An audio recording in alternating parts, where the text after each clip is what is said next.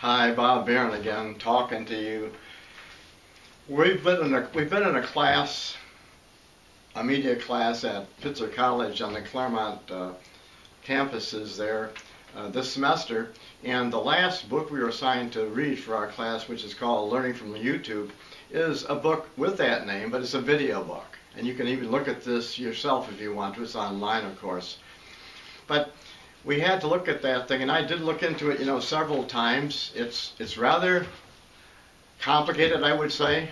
Lots of subject matter in there. It was written by Professor Alexandra Juhasz, who's actually the teacher of our class, and of course, because of all of her experience, she's got lots of ideas in there.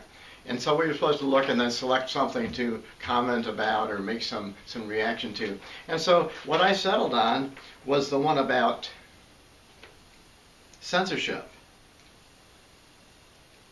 And so this is what was in the book that I read. It said, censorship is definitive on YouTube.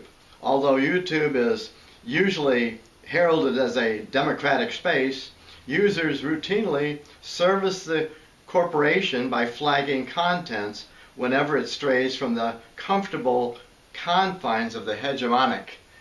As always, with language, some of those words are so loaded and you have to really know what's involved, but the one about the corporation, the hegemonic, those are the ones I paid attention to.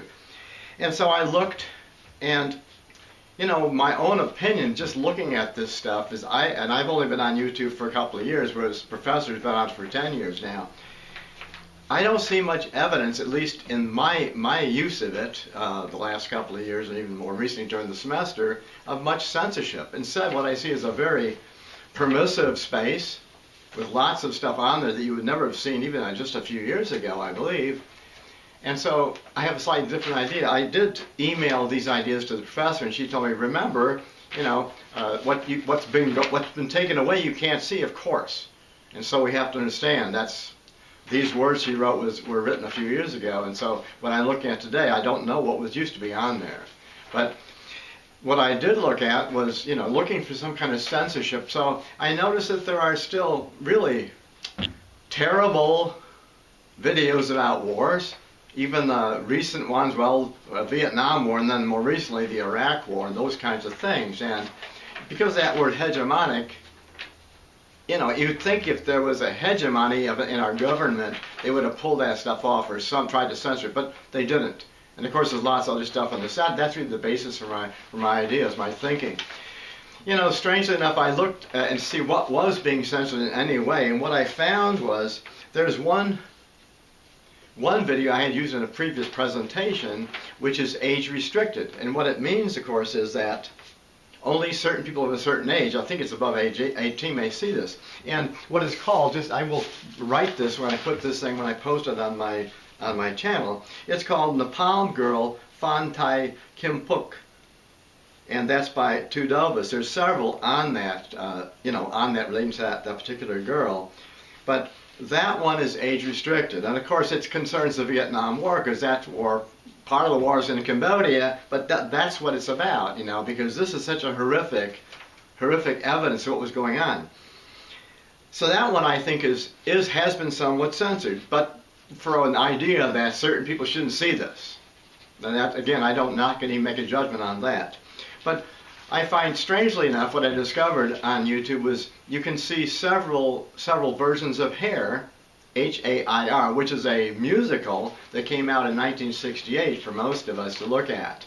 And that was also, it also concerns war, because when it came out there was a Vietnam War raging. And so that particular video, you can see it either, there's like one song when the play won I think it was the Grammys in 2009, and then you can see actually a whole act of it. This is all for free, of course. If you've never seen it, I think it's worth looking at just to see what we're talking about. But I find it rather interesting that we got these two, views, if you will, of war. One is the actual people, these poor people. You can see more than just this little girl in that. It's only a 1.5-minute video. And then you've got this group of people in a play protesting war and some other things that were going on in the country in the 60s. So I just think those are both interesting ideas, and to me, I would say take a look at the video book if you haven't seen that before, and then I'll write the names of these 2 videos when I put this thing on my channel on YouTube, so you can look at those if you want to. And I think it's just an interesting contrast.